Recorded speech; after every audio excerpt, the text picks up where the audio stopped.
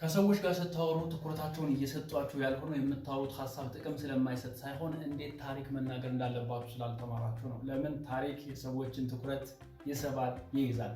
ለማታውቁ ሰዎች አሌክስ እባላለሁ። ስራዬ ምንድነው? የእናንተ ሀሳብ አቀራረብ የተሻለ እንዲሆን አግዛለሁ።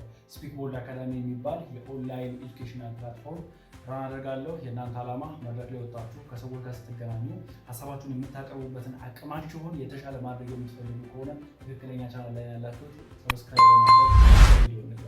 በዛሬው ቪዲዮችን የማስተምራችሁ የትኛውንም አጋጣሚያችሁ ስቶሪ አለ። በነገራችሁ ላይ በየቀኑ እናንተ ህይወት ላይ የሚከናወኑ ነገሮች አሉ።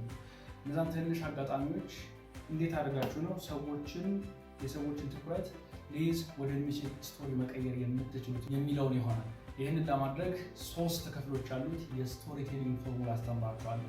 እሱም ምንድነው? የመጀመሪያው ቅድመ ሁኔታውን ትናገራላችሁ። ሁለተኛ ኮንፍሊክት ወይም ግጭት ይኖራል። ሶስተኛ ሪዞሉሽን ትምህርቱ ከተናገራችሁ በኋላ ለሰዎች ከዛ ታሪክ ምን ይማሩ የሚለውን ነገር ተነግሯችኋላችሁ ማለት ነው። የኦልሞስት 1 ወር አልሞላውም። ግንቦት 23 እሁድ ማታ 1 ሰዓት አካባቢ ታክሲ ውስጥ ነው ስንሳፈር። የተሳፈርንበት ቦታ መጀመሪያ ታክሲ ሞልቶ ስለነበረ ከጋቢናው በስተጀርባ ያለችዋ ትንሽ የመቀመጫ የለችም። እሷ ጋር ቁጭ አልኩኝ። ለምን? በነጋታው ምርጫ ነው፣ ቶሎ በጊዜ ወደ ቤታችን እንግባ በሚል ማለት ነው። እንዴት ቀጠለ? ታክሲው ቀጠለ። እኔ ደግሞ ታክሲ ውስጥ ስሆን ትራንስፖርት ስሆን ያለ ልምድ ምንድነው? መጽሐፍ አነባለሁ። ስልኬን አወጣሁኝና ፒዲኤፍ ከፍቼ እያነበብኩ ገብቼበታለሁ። ተመስጫለሁ። ውስጥ መሀል ላይ ስንደርስ አንድ ሴት ወራጅ አለች። መውረድ ፈልጋ ነው ቦታዋ። እኔም በቃ ቁጭ ብያለሁ። ሰዎቹ ሲወርዱ ሌሎቹ ይተካሉ፣ እንሄዳለን በሚል የሚወጣውንም እያስተዋልኩ አይደለም፣ የሚገባውንም እያስተዋልኩ አይደለም፣ የቆመውንም ሰው እያስተዋልኩኝ አልነበረም። በግራ በኩል ማለት የሚገባ የሚመስል ሰው ረዘም ያለ ቀጭን ፊቱን የተሸፈነ ብለውኛል በኋላ ነበረ፣ በግራ በኩል ማለት ነው። እኔ በቃ እያነበብኩ ነው ምናምን ተመስጫለሁ። ጀስት የለሁም እኔ ቶሎ መሄድ ፈልገው ምንም እያስተዋልኩም አልነበረም። ደሞመንት ስልኬን ንጥቅ አርጎኝ ሲሮጥ ነበረ። በቃ ድንግጥ ያልኩት ማለት ነው። ምንድን ያደረገው ማለት እውነት ራሱ አልመሰለኝም። ስልኬን የወሰደው ስልኩ ኦልሞስት አዲስ ስልክ ነው። አይፎን 14 ፕሮ ማክስ ለስራ የተገዛ 2 ወር ራሱ አላስኩትም። እውነት ነው ነገር ተከተልኩት ምናምን። ከዛ ወደ ግራ ታጠፈብኝ። ጨለማ ነው ለህይወት የሰሩ ተመለሱ።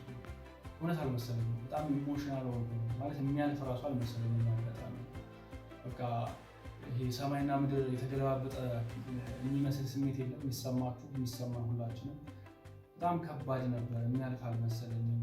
ሞከረ ምናምን አልተሳካም። ሲመሽ ወደ ቤታችን ተመለሰ። ለምንድነው ይህን አጋጣሚ እየነገርኳችሁ ያለሁት? በህይወታችሁ ከባድ የሚባሉ አጋጣሚዎች ሊያጋጥሟችሁ ይችላሉ። ላይፍ የማትጠብቋቸው ኤክስፔክት የማታረጓቸው እና የሚያልፍ አይመስልም፣ የሚያልፈው አይመስልም። ሞመንት ውስጥ ገጠር ውስጥ ሰምቶ ነገር ግን ያልፋሉ። ይኸው 1 ወር ነው ስልኩ ከጠፋ። አሁን ዛሬ ያለነው ሰኔ 17 ላይ ያለው 23 ራሱ አለ። ነገር ግን ተረስቷ ባይረሳ ስቲል እየመጣ እኔም የዕለት ዕለት ስራዎቼን አፌክት ተጽዕኖ ያሳድር እንደሚመለስ ገብቶኛል። አሁን ያን ያህል አያስጨንቅ። ይህንን ምክራችሁን ግን እዛው ሁኔታው ላይ ያለሁት ነው ወይ ነው ያልሰማችሁ ይችላል ነበር። በጣም አሪፍ። ስለዚህ አሁን ይችን ስቶሪ ነገርኳችሁ።